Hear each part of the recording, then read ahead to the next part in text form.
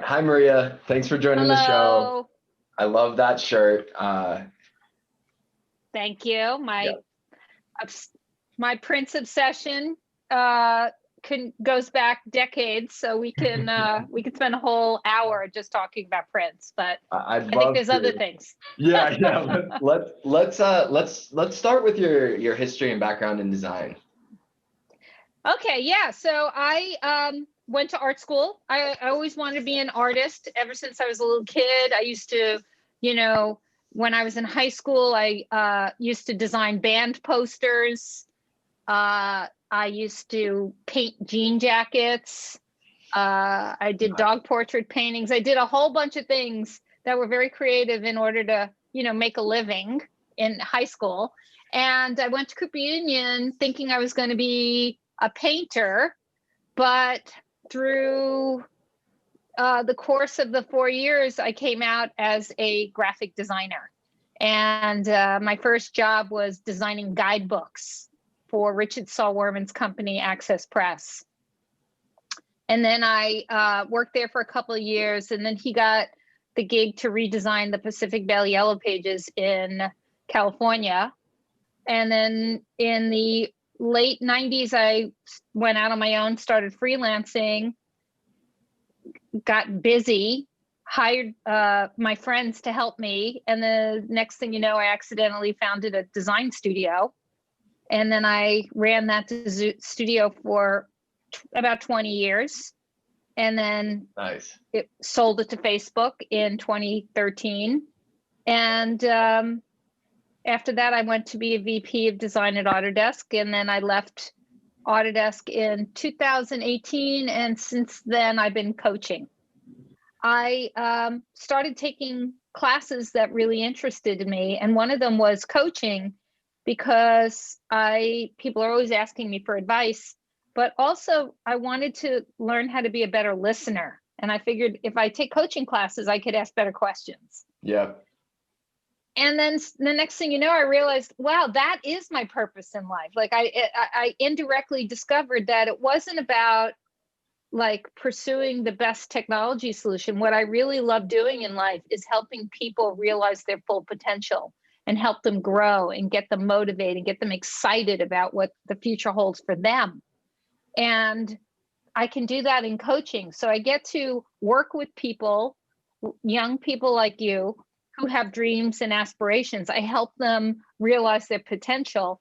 Touch on something there important. Well, a few things. I think one that's really interesting is you had a C-suite that changed that didn't value design in the same way.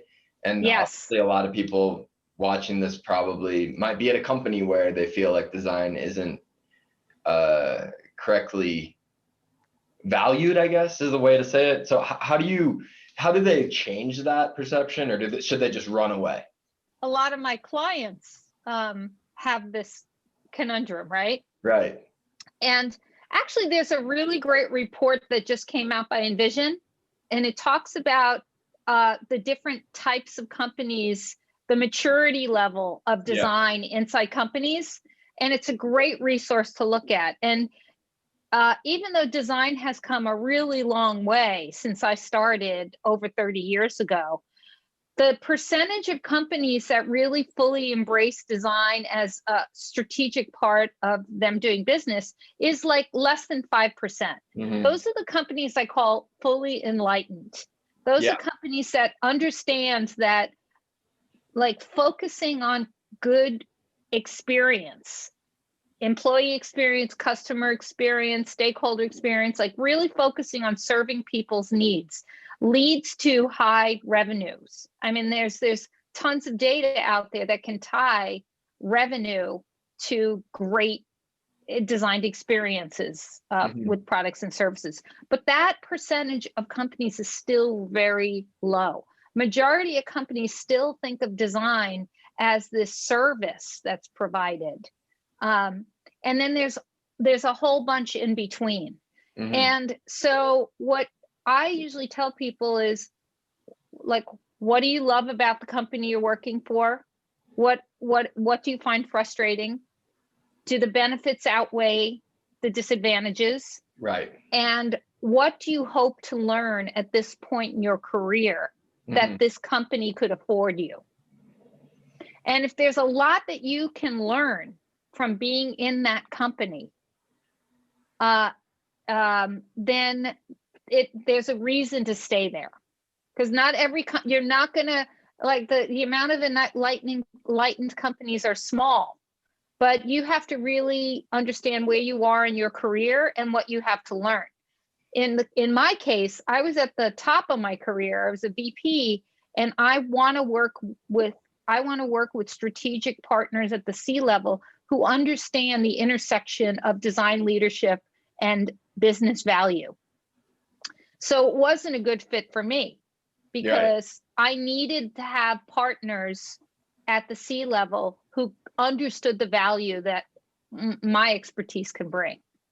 But you might be starting out in your career, and you might be working with somebody who can really help you grow. So it's an individual decision to make. Yeah, I want to talk about your book. I've actually, through the course of my career, I've co-authored several books. So my very first book was, I think I have it here. Yeah. My very first book was this one. Nice. Elements of Web Design. So this was in 1993.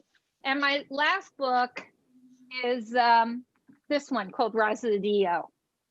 And so this book was done, it was inspired by a TED Talk that I gave in 2011, which talked about what I saw to be the intersection of design and business.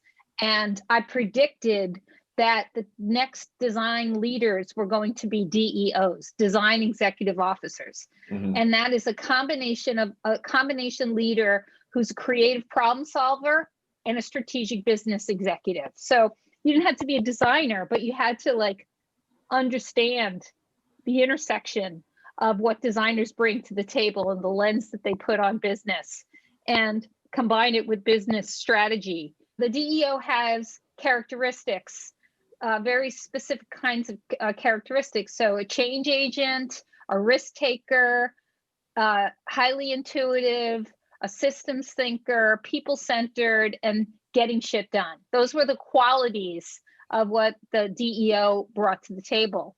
And so now, over the last couple of years, and coming from my experience of Autodesk, I realized that there's this new breed of leaders who are entering organizations to make change happen at scale. Basically what I was doing at Autodesk, but I'm not the only one. There's a bunch of people in our industry now at my level who are entering organizations at the high levels, and they, by them being in the room, are basically making change happen because they bring a different point of view into the business environment.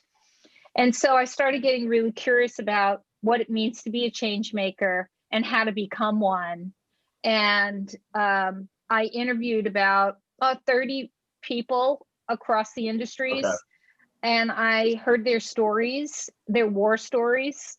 And my co-author, Christopher Ireland, and I are in the process of compiling all that information to create the next book, which is how to navigate change at scale. What advice do you have for some of your students, maybe you're mentoring now? What's some common themes to help them get through a difficult time in the field, right? For anyone. There's so much to learn. I mean, I just turned 58 years old and I'm still learning. There is so much to learn in this industry. That's what's so great about this field, right? It's still constantly changing, right? The technology is changing. The way we interact with people are changing in context to the tools we use. There's a focus on ethics, being ethically responsible with the design decisions, the things that you are designing. There's so much there. And so my advice is make sure you're in an environment with people that you feel like you can learn from. Yep. Right. And you're on a path. a constant path of refiguring things out, I and the technology is going to force you to have to learn new tools and new ways of working. Mm-hmm. So things are always changing. It's always interesting. And just make sure that you are not plateauing in terms of what you're learning. Just keep getting to the next level. I like that.